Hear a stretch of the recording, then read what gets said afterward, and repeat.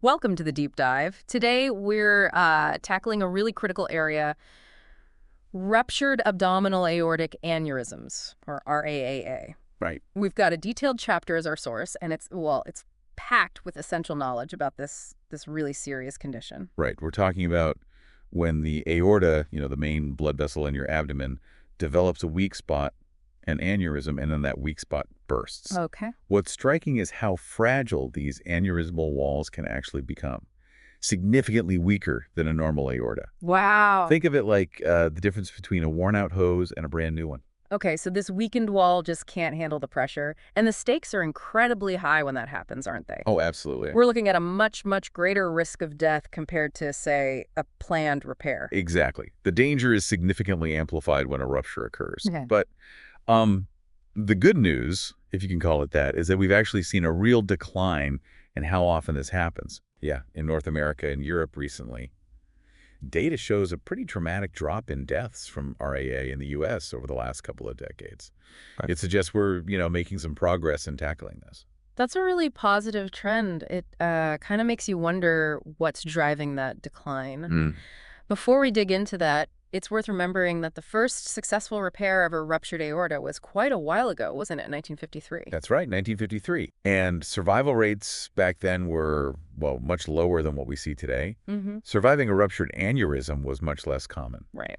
Now, just to be clear about what we're focusing on, RAA is when there's bleeding outside the aorta. You either see it on a CT scan or find it during surgery. Okay. And we differentiate between a contained rupture, where the blood stays somewhat localized, Right. and a tree rupture, where it bleeds more extensively into the abdominal cavity. Big difference. It's also important to remember that sometimes people have a painful, non-ruptured aneurysm. That can be a warning sign. And thankfully, survival rates are better in those cases. Okay, got it. So the goal of this deep dive is to really understand how RLA is managed. From when someone first presents with symptoms all the way through the different treatments and what the likely outcomes are. Exactly. In this chapter, it gives us a really detailed look at all of that. Precisely. Let's start by looking more closely at the epidemiology, that decline we mentioned. It's not just a coincidence. It seems to be a consistent trend across several Western countries. So Germany, Canada, Sweden? Yeah, Germany, Sweden, Canada, UK, US. They've all seen significant decreases in the incidence of RIA. Some showing like a 30% drop, others even more. Wow. What's interesting, though, is the chapter mentions that people with a lower socioeconomic status and less education are actually more likely to present with a ruptured aneurysm. That's true, yeah. Swedish registry data points to that. It hints at some important underlying factors we need to consider. Access to care, maybe. Risk factor control. Definitely something to think about. And the reasons for this overall decline. They're probably a mix of things. Population screening helps, of course, but the drop in RAA deaths actually started before widespread screening was really in place. Oh, interesting. A big factor is likely the increased use of planned, less invasive repairs, what we call EVAR, endovascular repair, especially in older and less healthy patients. Right. By fixing aneurysms electively in these higher-risk individuals, we're potentially preventing them from ever rupturing. That makes a lot of sense, addressing the problem before it becomes a full-blown emergency. Exactly. And also, some screening programs, like in Sweden and the UK, have actually found fewer intact aneurysms than they expected, which suggests that fewer people might be developing them in the first place. This is likely due to fewer people smoking, which is a huge risk factor, and better control of other cardiovascular risks, like high blood pressure. So it seems like lifestyle changes and preventative healthcare are having a real impact. That's good news. It really is. Now let's talk about what happens when a rupture does occur. Historically, the chances of survival were pretty grim, right? Indeed. Very grim. We're talking about alarmingly high mortality rates in the past, like 80–90%. More recently, while it's still incredibly serious, the overall mortality is lower, but still significant.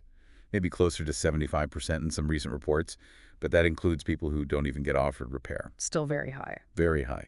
But encouragingly, the risk of dying during or shortly after the repair itself, the operative mortality, that seems to be decreasing over time in several major healthcare registries. And it sounds like EVR, that less invasive repair, is playing a big role in that improvement. The data specifically suggests that, yeah, the increasing use of EVAR has likely contributed to a decline in mortality, especially in the VascuNet data. When we compare intervention rates and post-intervention mortality, between, say, the US and the UK, recent studies suggest the US has higher intervention rates and, interestingly, lower in-hospital mortality. That's a notable difference. Any idea why?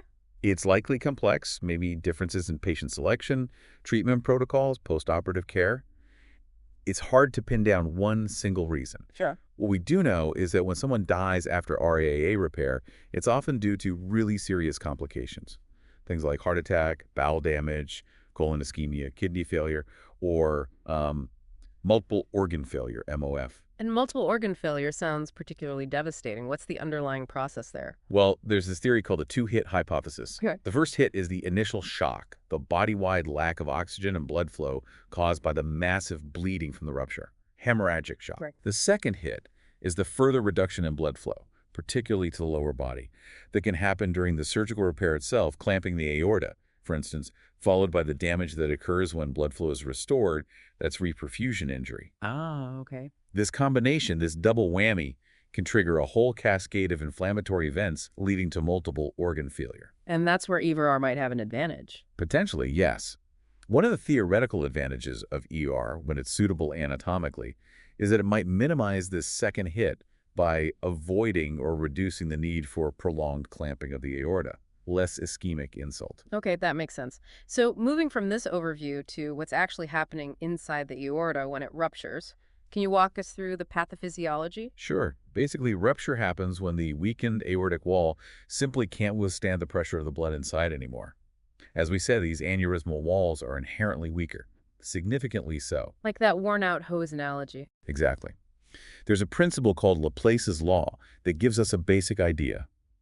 Wall tension is proportional to the radius times the pressure. So bigger aneurysms tend to have more stress on their walls. Okay. However, that's a simplified view. It doesn't account for the complex, often irregular shapes of aneurysms or the fact that the wall strength can vary quite a bit in different areas that could be localized weaknesses. Right. And that's why about 10% of AAAs actually rupture, even when they're smaller than the typical size we usually consider for repair based on diameter alone. That's a really crucial point. Size isn't the only thing that matters. Not at all. So what else are researchers looking at to try and predict rupture risk better? Well, a technique called finite element analysis, FEA, has become really helpful. FEA. Yeah. By using the detailed images from CT scans, we can create these 3D computer models of the aneurysm. Okay. And these models let us estimate the stress, the peak wall stress, or PWS, on different parts of the wall. Interestingly, some early studies using this found that the back wall of the aorta often experiences higher stress. And is that where ruptures often happen? It often is, yes. Yeah. Which is a fascinating correlation. Definitely. So these models can help pinpoint the riskiest areas within the aneurysm itself. They can. And the models are getting more sophisticated all the time. They're starting to include things like how blood flows through the aneurysm, the shear stress on the wall, how the aneurysm is growing, how the tissues are remodeling. Wow. What's particularly interesting is that areas with low shear stress where the blood flow is slow or stagnant and increased buildup of blood clots or thrombus within the aneurysm have been identified as potential rupture sites. Ah, the thrombus. Exactly. This has led to the development of what we call peak wall rupture risk, or PWRR, models. These seem to be better at predicting rupture risk than just looking at the diameter, but they're not quite ready for routine clinical practice yet. Still mostly research tools. Okay, so we're moving beyond just measuring the bulge to understanding the actual forces and stresses at play. Now, you mentioned thrombus, the blood clot. What role does that play? It's often found lining aneurysms, isn't it? It is. Very commonly. There was an early idea, Martin's theory, that the thrombus lining the aneurysm wall might actually weaken it by interfering with its nutrition, its blood supply from the inside. Yeah. However, later research, like from Schurank and others, actually showed that the thrombus doesn't really reduce the pressure on the aneurysm wall itself. The pressure is still transmitted through it. So the initial thought about it being protective, or maybe weakening it that way, doesn't seem quite right. But the story doesn't end there, does it? Not at all. More recent research by Vorp and others has shown something else. In thicker areas of thrombus, you can get a lack of oxygen, what we call hypoxia, within the aneurysm wall underneath the clot. Hypoxia, lack of oxygen. Right. And this low oxygen environment can actually stimulate the growth of new fragile blood vessels in the aneurysm wall, neovascularization. It increases inflammation there, and can even cause thinning of the wall in those localized spots. Okay, that sounds bad. It is. Furthermore, hypoxia affects the smooth muscle cells in the wall. It makes them produce more collagenase enzymes that break down collagen and less elastin in collagen, the very proteins that give the aorta its strength. So it's actively degrading the wall. Exactly. It's creating a really unhealthy, weakened environment. And the chapter mentions that ruptures are often found right at the site of this thrombus. Precisely. Autopsy studies have found that in, 80% of ruptured aneurysms, the rupture occurred right where there was mural thrombus. CT scans also often show the rupture going through or along the edge of the thrombus. There's even a theory that fissures, or cracks, can form within the thrombus itself, possibly due to those proteolytic enzymes, and these could initiate a rupture. A study from the Netherlands linked thicker thrombus to more smooth muscle cell death, more elastin breakdown, and ultimately rupture. So while the thrombus might not directly push on the wall, it seems to create this biochemical hotspot that makes the wall much more vulnerable. That's a good way to put it, a vulnerable hotspot. What about inflammation? The chapter has some interesting MRI findings related to that, figure 76.3, I think. Yes, that MRI study was interesting. It identified a group of patients who had signs of inflammatory activity within their aneurysms, visible on the MRI. And what was significant about that? What's significant is that these aneurysms that showed inflammation tended to grow faster and were more likely to rupture compared to those without this inflammation. While we're still figuring out the exact mechanisms driving this inflammation, it's clear that it plays a really important role in how aneurysms progress and whether they eventually rupture. It's another key factor beyond just size. Okay, so we've looked at these hidden processes: wall stress, thrombus, inflammation. Now let's shift to what you might actually see if someone has a ruptured aneurysm, the clinical features. What are the classic signs? The classic triad, as it's called, is 1, acute abdominal or back pain, often severe and sudden. 2, hypotension, so dangerously low blood pressure, maybe even shock. And 3, a pulsatile abdominal mass, something you can feel throbbing in the belly. Okay, pain, low BP, mass. Right. The pain can be intense, constant, sometimes described as tearing. It often radiates, maybe to the back, the flank, the groin, even the testicles. On examination, the person often looks pale, sweaty, clammy. Yeah. And you might feel that pulsating mass. Bruising on the flanks, Gray Turner's sign, that's usually a later sign of bleeding into the retroperitoneum. That sounds like a pretty clear emergency picture, but the chapter also says it can be tricky to recognize early on sometimes. Why is that? Well, especially in older folks who might already have other health issues, maybe low blood pressure sometimes or episodes of fainting, RAAA can sometimes mimic other common conditions. Like what? Things like kidney stones, renal colic diverticulitis, pancreatitis, a GI bleed, even a heart attack or perforated ulcer. Right. A presentation isn't always that classic triad. Right. Sometimes the pain might have been building more gradually over days if the rupture is initially contained, sort of leaking slowly. And another thing, many older people have chronic back problems, right? Yeah, very common. So the pain from a slow leak or a contained rupture pressing on the spine, causing vertebral erosion, that can easily be mistaken for just another flare-up of their usual back pain. Ah, I see. So it's easy for both the person experiencing it and maybe even the initial medical team to potentially miss how serious it is. The chapter mentions a pretty significant rate of misdiagnosis. Alarmingly high in some studies, yeah. Reported anywhere from 16% up to maybe 50% in older series. Wow, 60%. Yeah, though hopefully better now. One study found that a misdiagnosis could delay surgery by several hours, which you'd think would be terrible. But interestingly, that particular study didn't find it significantly increased mortality. Still, you don't want delays. No, definitely not. What are the most common things it gets mistaken for? Things like kidney stones, as I mentioned, a perforated viscus like an ulcer or diverticulum, GI bleeding, mesenteric ischemia, which is poor blood flow to the bowel. Okay. It's also worth noting that the classic triad pain, hypotension, mass is often not fully present in patients who are misdiagnosed. The mass especially is felt much less frequently in that group. That makes diagnosis harder. It does, and a recent study of Medicare beneficiaries showed about a 3.4% misdiagnosis rate, which is still concerning. And factors like being female, being black, having recent ER visits, and certain other medical conditions like kidney failure, dementia, hypertension, heart disease, COPD, they all increase the risk of a misdiagnosis. So definitely factors that can make it harder to spot quickly. Besides the typical presentation, are there any less common ways a ruptured aneurysm can show up, rare presentations? Yes, there are several rare but really important possibilities to keep in mind. The rupture can occur directly into adjacent structures, Uh-huh. like into the duodenum, the first part of the small intestine. That's an aortoduodenal fistula, and it can cause sudden massive bleeding in the digestive tract. Okay. Or it can rupture into the inferior vena cava, the main vein in the abdomen. That's an aortocaval fistula that can present with that pulsating mass, but also maybe a loud bruit or thrill, a humming sound or vibration you can feel over the abdomen, plus signs of heart failure like elevated neck veins, swelling. Because of the high pressure arterial blood dumping into the venous system. Exactly. Even rarer are things like cauda-equina syndrome from pressure on spinal nerves, weakness in the legs. Sometimes it can even present looking like an incarcerated inguinal hernia or phlegmasia cerlia dolens, which is a painful, swollen, bluish leg due to a massive clot in the deep veins, potentially triggered by the rupture. Wow. Those less common ones really emphasize the need to think broadly, especially in older patients with risk factors. Absolutely. Keep RAA on the differential.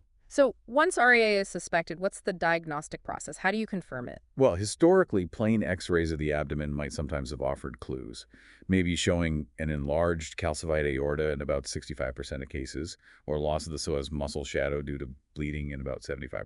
But Not very reliable. not very reliable and not specific, more of a historical footnote now, really. Okay, so what about ultrasound? Ultrasound, especially bedside ultrasound performed by trained personnel, like in the ER, using fast protocols for trauma, can be really valuable as a first step. Fast focused assessment with sonography for trauma. Right.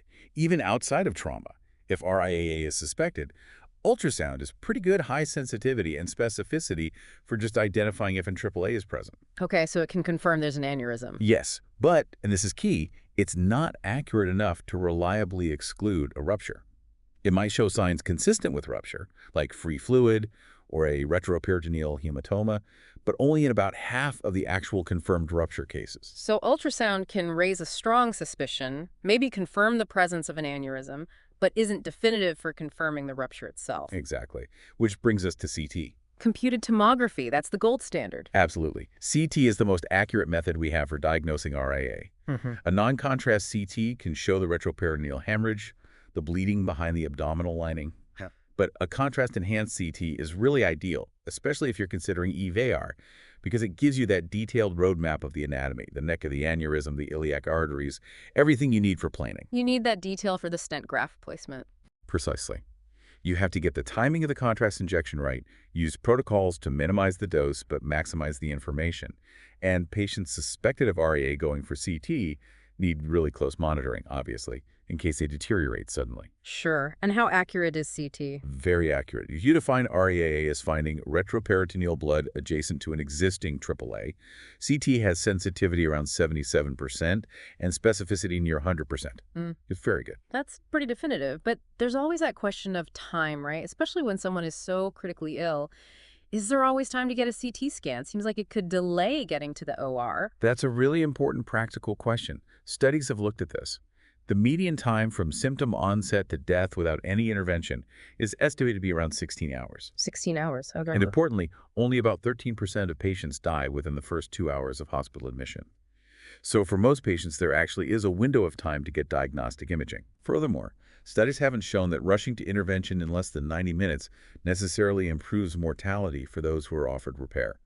Getting the diagnosis right and planning appropriately seems crucial. That's surprising, actually. You'd think faster is always better in these situations. It highlights the importance of accurate diagnosis and having a solid plan. In the big randomized trials comparing EVAR and open surgery for RAAA, like IMPROVE and AJAX, the vast majority of patients actually underwent CT scanning first. Only the truly unstable ones went straight to the OR. Right. And interestingly, in the IMPROVE trial, even though the EVAR group needed a CT scan, their time from arrival to the operating room was actually shorter than the open surgery group. How's that work? Better protocols, maybe? Streamlined pathways once the diagnosis and plan are made. The point is, the overall conclusion seems to be that for most patients who are reasonably stable on arrival at a center, equipped to handle RAAA, getting a prompt CT scan doesn't adversely affect their chances of survival. And having those clear management protocols helps speed things up efficiently. Okay, so getting that detailed anatomical map from the CT is usually worth it and feasible for most. Now let's talk about what happens immediately once RAAA is suspected or confirmed, the initial management strategies. Right. The absolute first step, Number one is recognizing this is a surgical emergency that needs immediate vascular surgery consultation. Get the experts involved ASAP. Absolutely. And this highlights a challenge for hospitals in rural areas that don't have vascular surgery expertise on site. They tend to see a higher burden of these cases, but have lower rates of surgical intervention. So transfer becomes necessary. Often, yes. Transferring a patient to a larger center with vascular surgery capabilities inevitably adds some delay, but perhaps surprisingly, studies haven't consistently shown that this increases mortality. Really? Yes, some VQI data showed no difference based on door-to-intervention time, although that's debated. In fact, some data suggests patients transferred to specialized centers might actually have slightly better outcomes. Why would that be? Likely because they're being treated at places with higher volume, more experienced specialized teams, more resources, high-volume hospitals, teaching hospitals, larger hospitals. They consistently show lower mortality rates for RAAA patients. Centralization of care seems beneficial. Okay, so getting to the right place is key, even if it takes a bit longer. What about the initial resuscitation? These patients are often hypotensive and shock. Just pour in the fluids. No, definitely not just pour in the fluids. That's shifted. When treating a hypertensive RAA patient, we have to be very careful with aggressive fluid resuscitation before surgical control of the bleeding. Why is that? Giving large volumes of fluid too quickly can actually be harmful. It can raise the blood pressure too much, potentially dislodging any clot that's formed and worsening the hemorrhage. It also causes hemodilution, making the blood thinner and harder to clot. Plus, it can lead to hypothermia and acidosis, the so-called lethal triad. Okay, so too much fluid is bad. What's the approach then? The current approach is often called permissive hypotension. The idea is to give just enough fluid, maybe crystalloids, maybe blood products. The evidence on which is best initially is still limited to maintain a target systolic blood pressure, typically around 70 to 80 millimilli.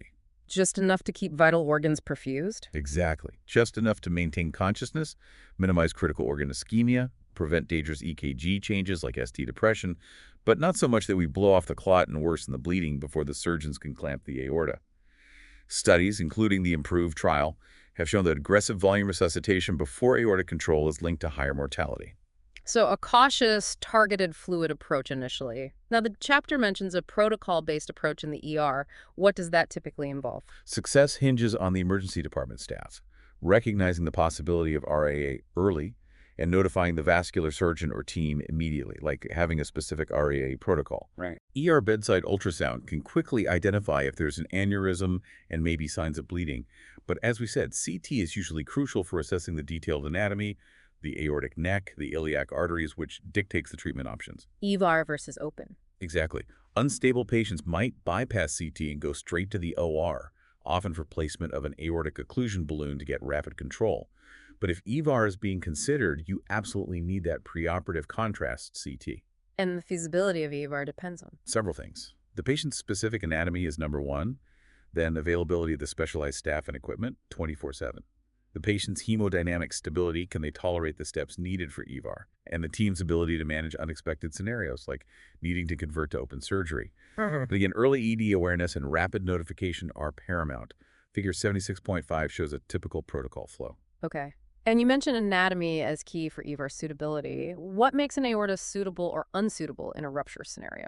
Well, estimates vary, but studies suggest somewhere between, say, 47% and 67% of RIAA patients might have anatomy that's technically suitable for standard EVR. So roughly half to two-thirds. Roughly. RIAs often have certain challenging features, though. They tend to have larger diameters just below the renal arteries and often a shorter neck, that segment of relatively normal aorta between the renal arteries and the start of the aneurysm. That neck is where the stent graft needs to seal. And a short neck is bad for EVR. A short, angulated, or diseased neck makes getting a durable seal much harder and riskier. The success of EVAR in RAAA is really closely tied to having favorable anatomy in that infrarenal neck. Makes sense. Data from the IMPROVE trial showed that shorter neck lengths were associated with higher mortality in both open surgery and EVR patients. Both. Why open surgery too? A longer, healthier neck also gives the surgeon a better place to put the clamp during open repair, further away from the renal arteries, maybe less difficult dissection. Oh. The IMPROVE data suggested about a 20% drop in mortality risk for every 15 millimeter increase in neck length. It facilitates both types of repair. This anatomical factor might explain some of the discrepancies we see in outcomes between observational studies, where sicker patients or those with bad necks might get steered towards open, and randomized trials. Very interesting link between anatomy and outcome for both approaches. Now, assuming a patient is a potential candidate for either open or EVAR, what's involved in getting them ready right before the operation, the setup? The OR setup needs to be ready for both EVAR and open surgical repair because you might need to convert. It requires a well-coordinated team effort, anesthesia, nursing, radiology techs, surgeons. All hands on deck? Absolutely. This includes placing large-bore IV access, getting a tertial line in for continuous blood pressure monitoring, placing a Foley catheter. Often the patient is prepped and draped while still awake, covering the chest, abdomen, and groins. Access to an artery in the arm, like the brachial artery, is usually prepped too, just in case it's needed for imaging or balloon placement. Prep for everything. Pretty much. For EVAR, local anesthetic is often used initially to numb the groin for percutaneous arterial access, maybe using ultrasound guidance.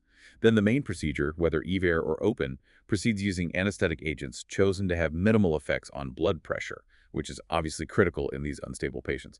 Minimal induction agents. Okay, a highly coordinated, prepared setup. Let's delve into the specifics of those operative strategies now, starting with the increasingly common one. Endovascular repair, EVAR. Right. EVAR is definitely becoming more important, often the preferred method if the anatomy is suitable. In the U.S., data from 2015 showed it was used in about 55% of RAAA cases. Similar rates in China. Uptake has been maybe a bit slower elsewhere, around 30% in some European countries, but it's increasing. And who tends to get EVAR? Well, some studies suggest EVAR might be used more often in older patients and in women. Interestingly, maybe more at non-teaching hospitals in some regions, like Canada. Other U.S. data suggests EVAR is more prevalent in teaching hospitals compared to non-teaching or rural hospitals, where non-operative therapy might be more common, especially for the very elderly, say over 80. After 80, open repairs definitely decrease, and unfortunately, the rate of no intervention increases. Okay, so patient factors and hospital type play a role. Now, when EVAR is chosen, what are the critical first steps in the OR, getting access and controlling bleeding? Yeah, the initial steps usually involve getting arterial access, typically in the femoral arteries in the groin, and often using an aortic occlusion balloon to get temporary control of the bleeding from above the rupture site. Access first? Cut down or percutaneous? For elective EVAR, Cochrane reviews haven't shown a clear advantage of percutaneous needle access versus a surgical cut down. For ruptured EVAR, the literature is sparser. One single-center study showed no significant difference in outcomes.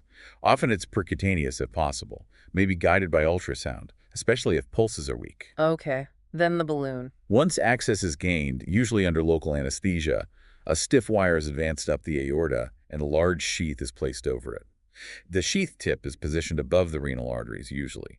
Then, in unstable patients, a compliant aortic occlusion balloon can be threaded up through this sheath and inflated, typically in the supraceliac aorta, above the main visceral arteries. To stop the bleeding proximally. Exactly. It buys time and stabilizes the patient. One single-center study showed this balloon occlusion reduced intraoperative mortality compared to waiting for open clamping, although it didn't necessarily change the overall 30-day or in-hospital mortality. What about RAAA? Resuscitative endovascular balloon occlusion of the aorta. Is that used? RAAA is being used more in trauma, but there's limited data specifically for RAAA. Pooled data suggests mortality might be similar to open cross-clamping, but there is a small but real risk, maybe around 6%, of iatrogenic aortic injury from the RAAA device itself, so it's still evolving in the RAAA context. Okay, so the occlusion balloon is a key tool.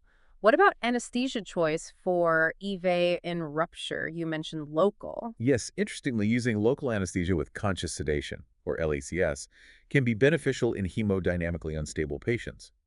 The idea is it might help maintain their sympathetic tone, their natural stress response, helping to keep blood pressure up. While getting percutaneous access can be harder if pulses are weak, ultrasound helps. You have to balance the potential benefits of local anesthesia, maybe better cardiac and hemodynamic stability, with the possibility of the patient being agitated or uncooperative. Sometimes you might start with local and convert to general anesthesia after the main graft is deployed and the patient is more stable. And does the evidence support local anesthesia? Yes, strongly. The IMPROVE trial found a significantly lower 30-day mortality for EVAR done under local anesthesia compared to general anesthesia in RAA, like 4 times better survival odds. Wow, 4 times. Yeah. And this benefit has been confirmed by other large registries, like NSQIP, VQI, and the UK National Vascular Registry.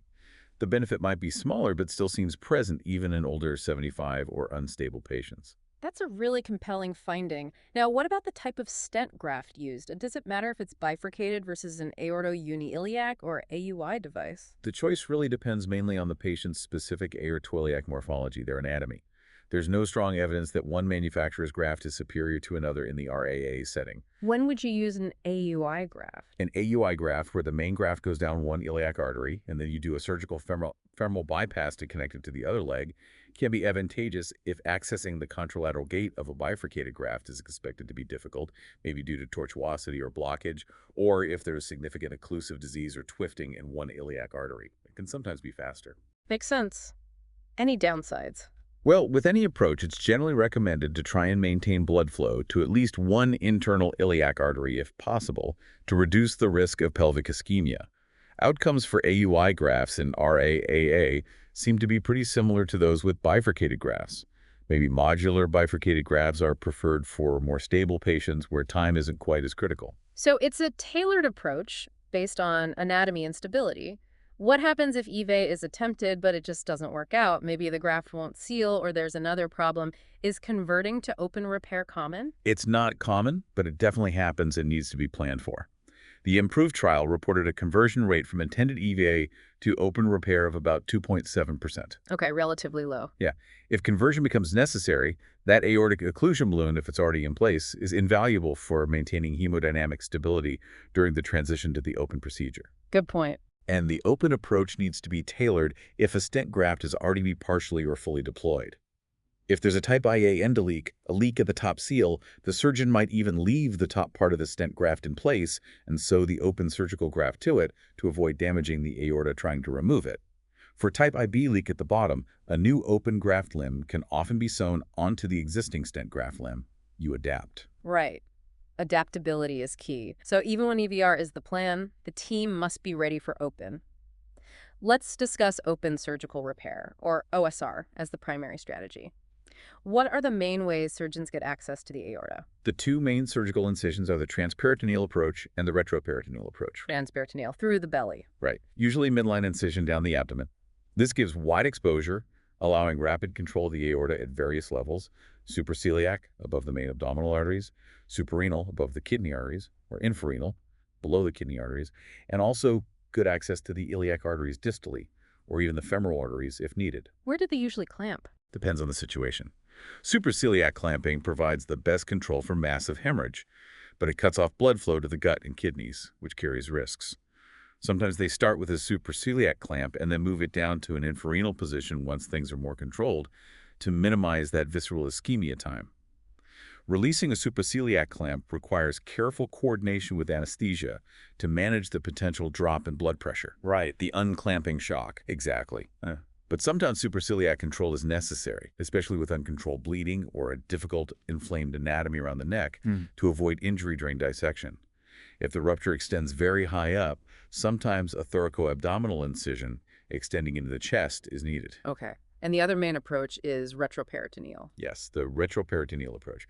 This involves an incision typically on the left flank, accessing the aorta from behind the abdominal cavity contents. Advantages. It can provide faster exposure and control of the supraceliac or suprarenal aorta, especially in difficult situations like extreme obesity or a hostile abdomen from previous surgeries. Some surgeons prefer it for elective AAA too. One NSQIP study suggested it might even have reduced mortality compared to transperitoneal in certain patient groups, although that's debated. Requires experience, though. So the choice of incision depends on the patient, the rupture location, and the surgeon's comfort level. Once access is gained and the aorta is controlled proximally, what are the key steps in the open repair itself? Okay, so after getting proximal control clamping the aorta, it's often wise to pause briefly, allow the anesthesia team time to catch up with resuscitation, stabilize the patient a bit before actually opening the aneurysm sac, because that can cause significant blood loss. Right, control the bleeding first. Then, control the back bleeding from the arteries branching off the aorta within the sac, like the IMA and lumbar arteries, and also control the iliac arteries distally. Balloons can be inserted into the iliacs if needed. Lumbar arteries are usually oversewn from inside the sac. What about about heparin, blood thinners? Generally avoided in rupture due to the bleeding risk, maybe a small dose just before clamping. Heparinized saline can be flushed into the iliac arteries via the occlusion balloons to try and reduce distal clot formation. Aggressive flushing backwards from the iliacs before completing the distal connection is important to clear out any clot. Graft choice. A straight tube graft is fastest if the iliac arteries are okay. If a bifurcated graft is needed to replace the iliac bifurcation, the easier side is usually sewn first to minimize leg ischemia time. As we said before, preserving flow to at least one internal iliac artery is optimal if possible. And what if they find that rare aortocaval fistula during the repair? If there's continuous venous bleeding from inside the open aneurysm sac after the aorta is controlled, that strongly suggests a fistula. Direct pressure with sponge sticks is usually the first step. Then, the hole in the vena cava is typically closed with sutures from within the opened aorta, carefully avoiding further venous injury or causing air or clot emboli. Blood conservation is obviously critical. You mentioned cell saver earlier for autotransfusion. How important is that? Very important in open repair. Cell saver use has been shown to be beneficial, associated with reduced mortality. It reduces the need for banked blood transfusions, which carry their own risks. Some data suggests a higher ratio of autotransfused blood to banked blood is linked to lower mortality. Interestingly, liberal use of fresh frozen plasma, FFP, hasn't consistently shown a mortality benefit. What about keeping the patient warm? Hypothermia seems like a big risk. It is. Hypothermia is bad news in RAAA. It increases bleeding, infection risk, cardiac events, and is associated with mortality. Standard recommendations are crucial. Warmed anesthetic gases, warm 3V fluids, and active warming with forced air blankets. Keep the patient normothermic. Makes sense. Finally, after the open repair is done, closing the abdomen, is it always straightforward? Not always. Primary closure of the patient's own fascia is most common, but in maybe 25–30% of cases, there's just too much tension due to bowel swelling, edema from resuscitation fluids, and the retroperitoneal hematoma. Trying to force it closed can lead to abdominal compartment syndrome. So what's done then? In those cases, mesh closure, sewing a synthetic mesh to the fascial edges, might be used.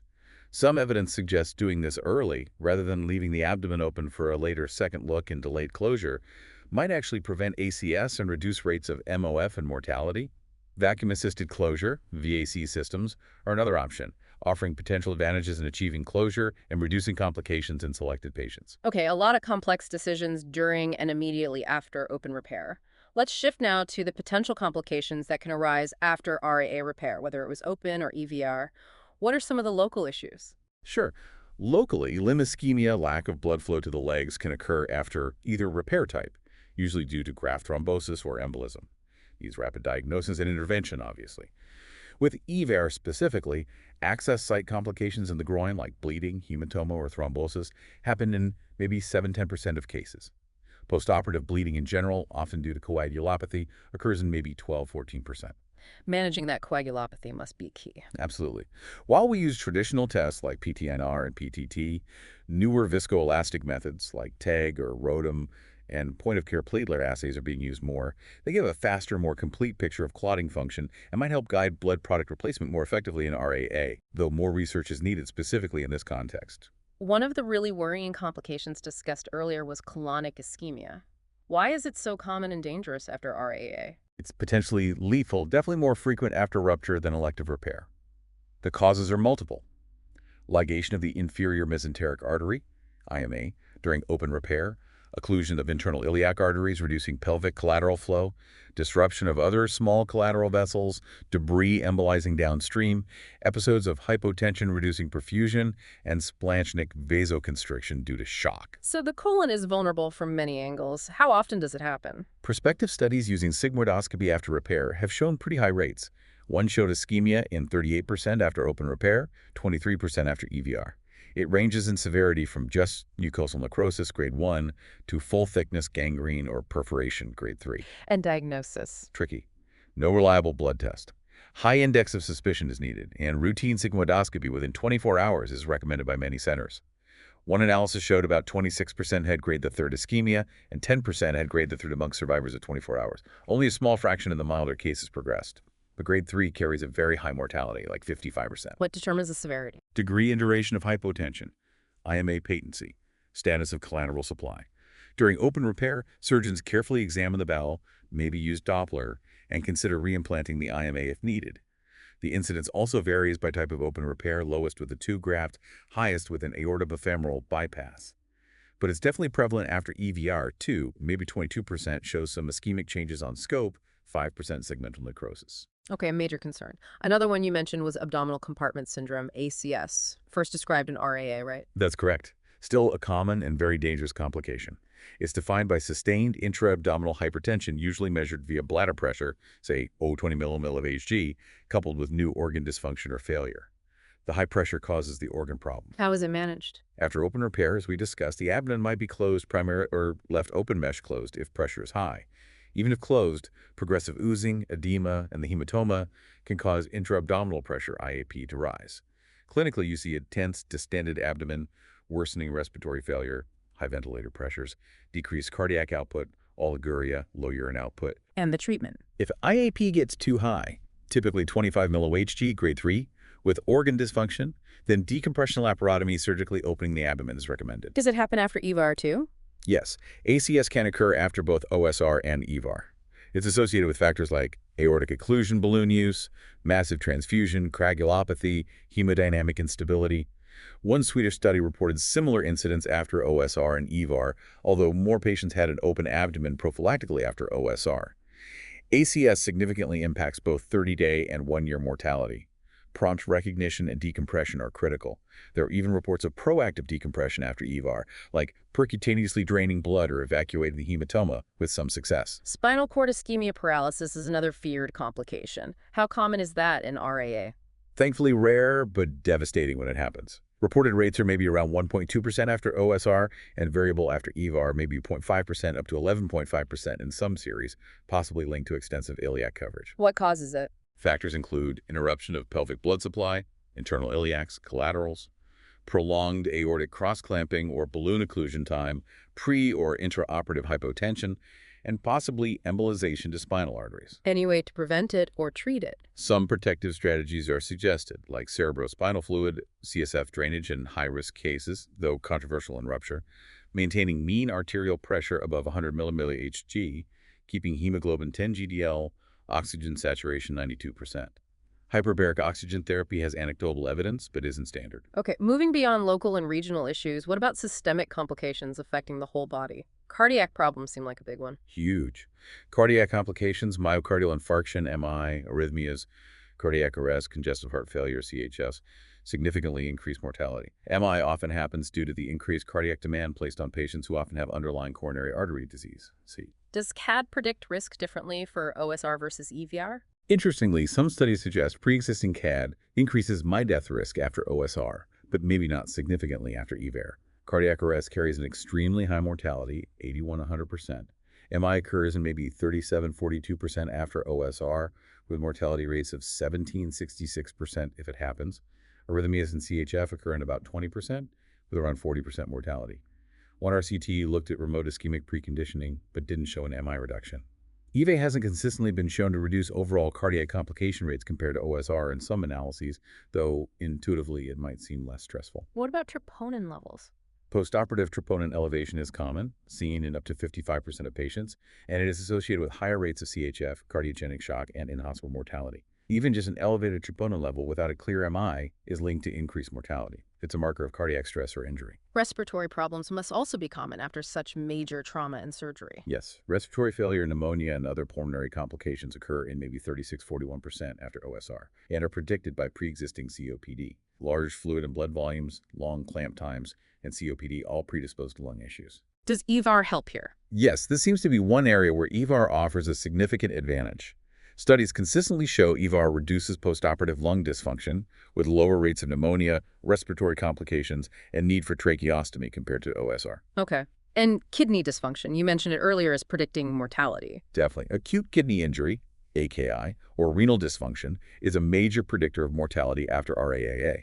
Causes include hypoperfusion from shock, ischemic injury from suprarenal clamping, potential renal vein injury or ligation during surgery, contrast dinephrotoxicity, especially with EVAR, and pre-existing kidney disease. How common is it? Much more common after RAA than elective AAA repair.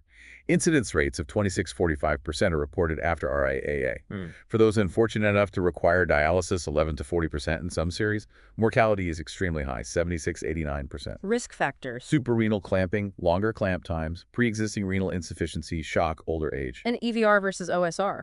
Data from large databases like NIS and Medicare suggest lower rates of acute renal failure, ARF, with EVAR compared to OSR, despite the contrast load. However, unintentional coverage of one or both renal arteries during EVAR has a significant negative impact, increasing dialysis need and mortality. Covering accessory renal arteries doesn't seem to carry the same risk. What about the liver? Liver failure is usually a later event, attributed mainly to hypoxic injury during the initial shock and resuscitation. Increased metabolic demands, reabsorption of the large retroperitoneal hematoma, and any unrecognized pre-existing liver dysfunction can contribute. It's often part of MOF and associated with very high mortality, around 83%. Which brings us back to multisystem organ failure, MOF. Seems like the final common pathway for many of these complications. It often is. MOF development depends on the magnitude, number, and timing of the inflammatory insults the body sustains. Factors like suprarenal clamping, clamp duration, and developing ACS are associated with higher rates of MOF and death. How much more common is it after RAAA? Much more. Incidence after elective AAA might be low, maybe 3–4%. After urgent non-ruptured AAA repair, maybe 38%. But after OSR for RAAA, rates as high as 64% have been reported. MOF after RAAA repair is generally more frequent after OSR than EVAR and carries a very high mortality, 64–93%. And this ties back to the two-hit hypothesis. Exactly. That idea, hemorrhagic shock as the first hit, then the ischemia reperfusion injury from aortic clamping repair as the second hit, initiating MOF, might help explain why RAAA mortality remains high, and why a less invasive approach like EVAR might offer a benefit by mitigating that second hit. Both animal and human data seem to support this model. This detailed overview of complications really drives home how challenging RAAA management is. Let's now transition to looking specifically at the overall outcomes after RAAA repair, comparing open surgery and EVAR based on different types of studies. Right. It's crucial to understand that the results you see can differ quite a bit depending on whether you're looking at single-center reports, large registries, randomized controlled trials, RCTs, or meta-analyses combining studies. Well, observational studies, just looking at what happens in routine practice, often show a perioperative benefit for EVAR over open repair. You can see that trend in figure 76.7. However, these studies often struggle to fully account for confounding factors. Like how hemodynamically unstable the patient was initially, or crucial anatomical details like aortic neck length, or whether the patient was even considered anatomically suitable for EVAR in the first place. When studies do manage to account for hemodynamic stability, the results for OSR and EVAR sometimes look much more similar. Because sicker patients or those with bad anatomy might be getting OSR in those studies. Exactly. Patients with short or angulated necks or other unfavorable anatomy for EVAR often end up getting OSR in observational settings, which can bias the results against open repair. RCTs try to overcome this bias through randomization, but they have their own limitations and have produced varied results depending on their specific designs, criteria, and endpoints. Okay, so we need to look critically at all types of evidence. Let's start with the RCTs. What have they shown comparing EVAR and OSR for RAAA? There have been a few key ones. A small pilot study back in the early 2000s showed an RCT was feasible and found similar 30-day mortality, around 53% for both, which was high but reflected the era. Then the bigger trials. Yes. The Amsterdam Acute Aneurysm Trial, or AJX, ran from 2004–2011. It randomized patients who were suitable for EVAR based on anatomy and also clinically suitable for OSR. They found similar 30-day mortality EVAR 21%, OSR 25%, and similar rates of death or severe complications. But they did find significantly less renal insufficiency after EVAR. Okay, similar mortality, maybe fewer kidney problems. What about IMPROVE? That was a big one. Yes, IMPROVE was different. It aimed to randomize all patients presenting with a clinical diagnosis of RAA right from the outset, even before definitive imaging sometimes. So it included some patients who turned out to have symptomatic but non-ruptured AAAs, and there were treatment crossovers. What did IMPROVE find? In the primary intention to treat analysis, 30-day mortality was similar. EVAR 35.4%, OSR 37.4%. However, in the as-treated analysis, looking at the procedure patients actually received, mortality was lower for EVAR, 25%, than OSR, 38%. Interesting. Any subgroups benefit more? Women seem to have significant benefit from EVAR and IMPROVE. The average aneurysm size was large, over 8 centimeters, and about 64% were deemed anatomically suitable for EVAR.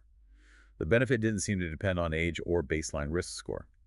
EVAR also led to shorter ICU and overall hospital stays and higher rates of direct discharge home.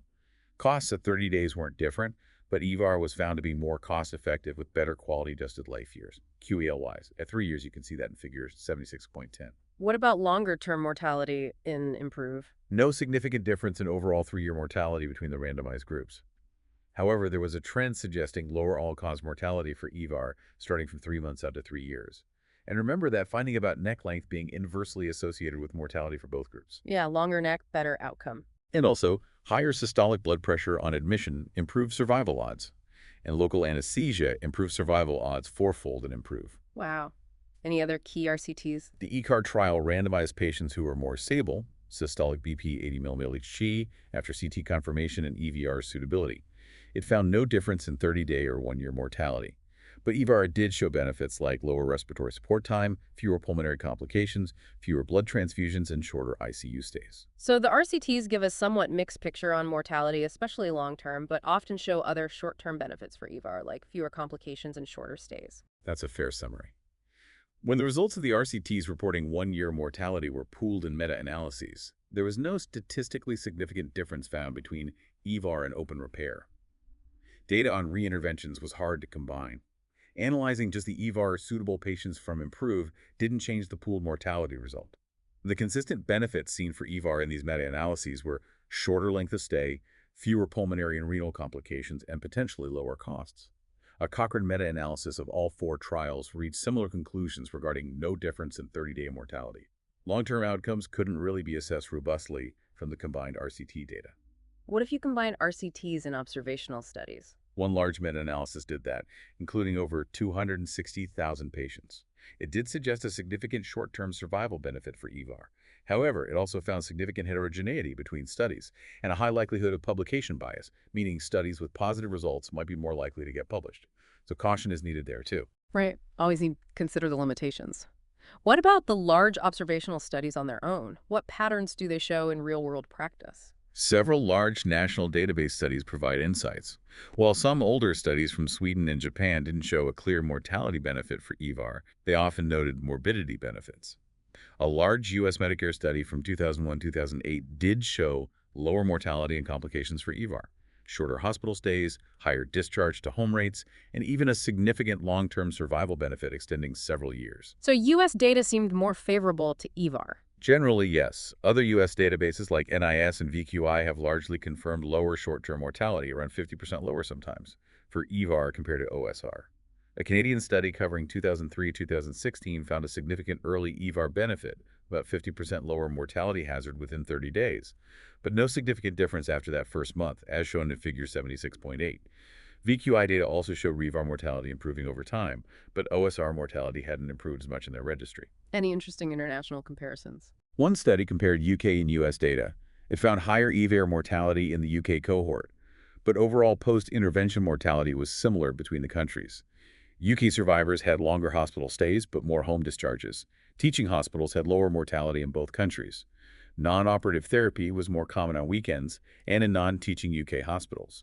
Weekend admission, inter-hospital transfer, and treatment at a non-teaching institution were all predictors of mortality in the UK analysis. So observational data often points towards an early EVAR advantage, maybe less clear long-term, and highlights system factors like hospital type and transfer status.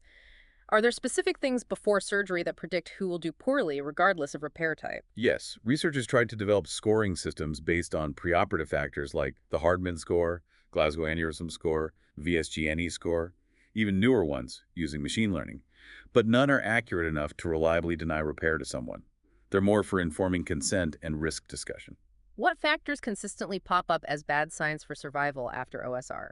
Things like loss of consciousness before surgery, preoperative cardiac arrest, having CHF or renal insufficiency, older age, female sex, non-white race, a high APACI-2 score, a measure of illness severity, and being treated at a low-volume hospital or by a low-volume surgeon. And for RAAA death in general? Often linked to hypotension on arrival, advanced age, ischemic heart disease, cardiac arrest, low hemoglobin, renal insufficiency. The weekend effect for OSR mortality is inconsistent. Some studies find it, others only for transfer patients on weekends. What about predictors specific to EVAR mortality? Meta-analysis showed that having hostile anatomy for EVAR is linked to higher mortality after EVAR. Other factors linked to worse EVAR outcomes include preoperative intubation, dependent functional status, though this is debated, COPD, and older age.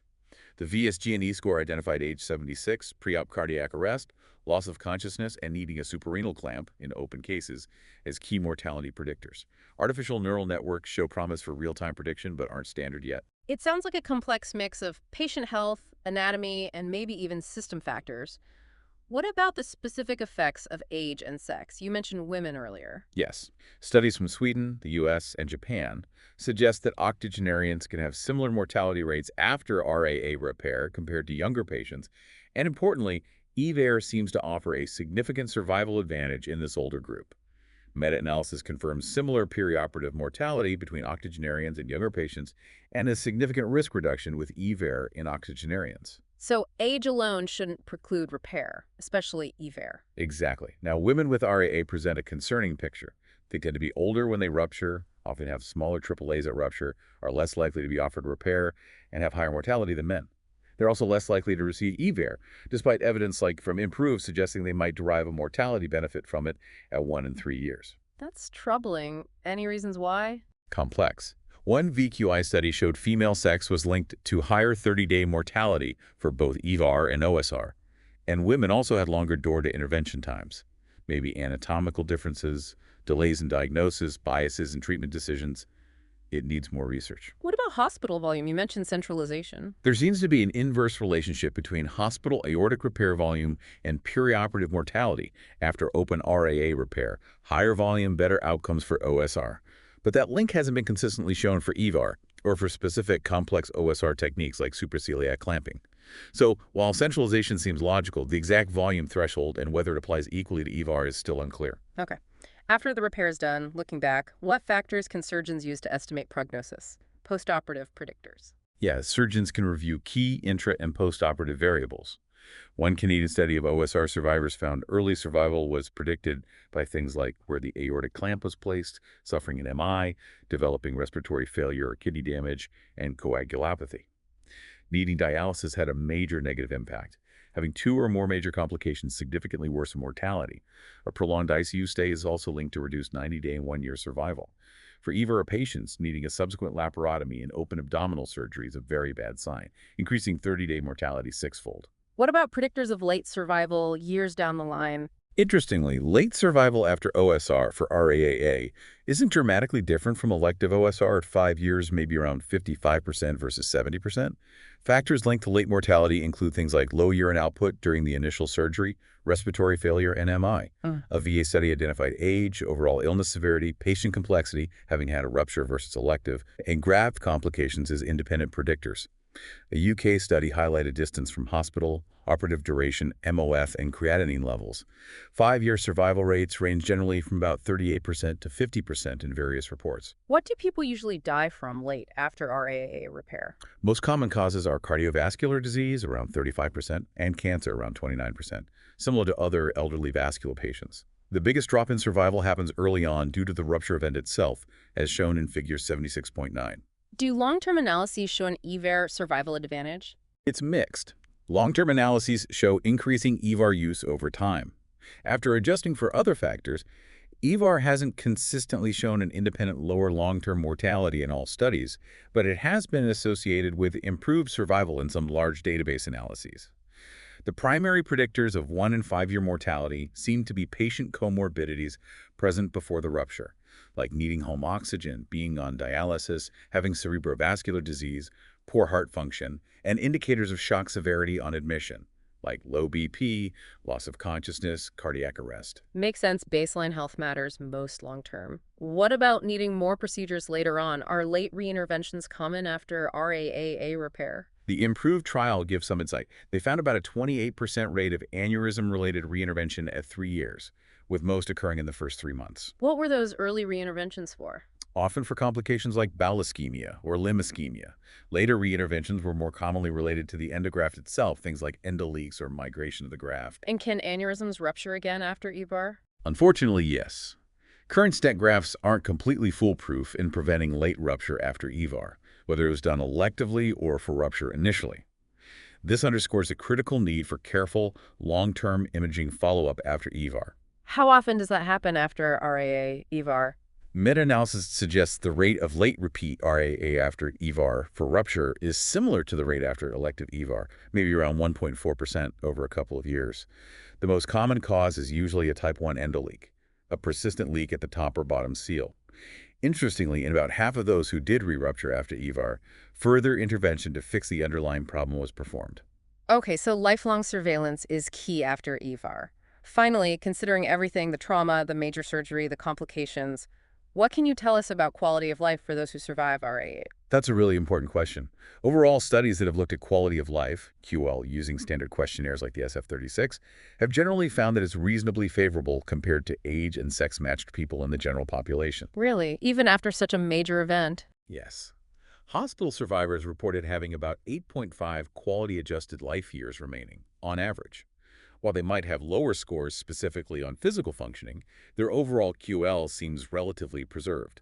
Importantly, experiencing major postoperative complications didn't necessarily translate into lower QL for those who ultimately survived.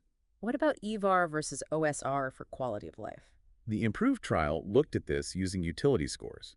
They found higher mean scores for the EVAR group at 3 months, suggesting better early QL, but the difference wasn't statistically significant by 1 year.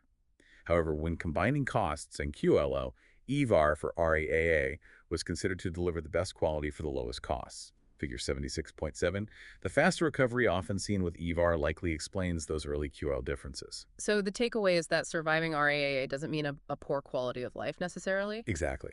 The overall conclusion from these studies is that pursuing aggressive repair for RAAA is justified because patients who survive can derive significant survival duration with a generally good quality of life. This has been a truly comprehensive and really eye-opening deep dive into the complex world of ruptured abdominal aortic aneurysms. Challenging area for sure. To summarize some key takeaways, RAAA is, well, it's still a critical condition. Incidence is declining, which is great, but mortality remains significant when it happens. Management has really evolved, especially with the advent of EVA. Right, and outcomes are influenced by so many factors.